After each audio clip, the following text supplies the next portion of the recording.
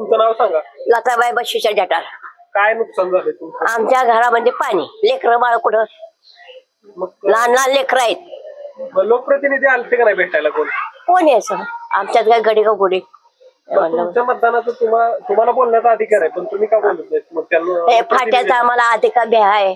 लेकरं बाळ आहे ते पाणी शिरलं, या साप आला, हे लेकरांनी काय करायचं? किती आहेत तुमच्या घरात? कोण कोण राहतात? आम्ही 6 जण आहे. आणि काय करायचं? बारकाई बाळ खाली टाकलं, काय झालं? हा, गोमी आहे, त्या इच्छा आहे. हा, तुम्ही तर सापच करत ना. हा, तुम्ही नुसतं मत मागायला येता. काय फाट्याचं काय बघताव का नाही?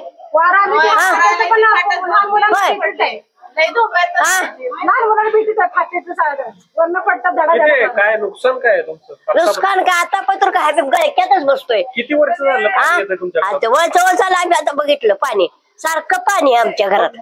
तुम्ही जेव्हा तुमचा मतदानाचा अधिकार असतो त्यावेळी का बोलत नाही? कोण आम्हाला? तुम्ही मतदान करताय का नाही? आम्ही मतदान करतोय. हो, मग त्या लोकप्रतिनिधी मग ते काय होयच म्हणते ते, मतापुरतं बोलते ते, होयच म्हणते ते, काहीच करत नाही ते. तुम्ही जर फाटा पडला तर लेकरं बाळ काय होतील खालची? हा, तुम्ही सांगा. लेकरा बाळाचा धोका आहे का नाही? हा, ही लुस्कानी आहे. लेकर बाळ कुठे बसायची? सौराचं हे पाणी किती बघितलं का? प्रत्येकाला असा पाऊस आल्यावर आहे.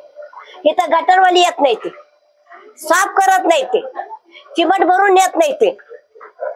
बोला सांगा अजून काय पाहिजे?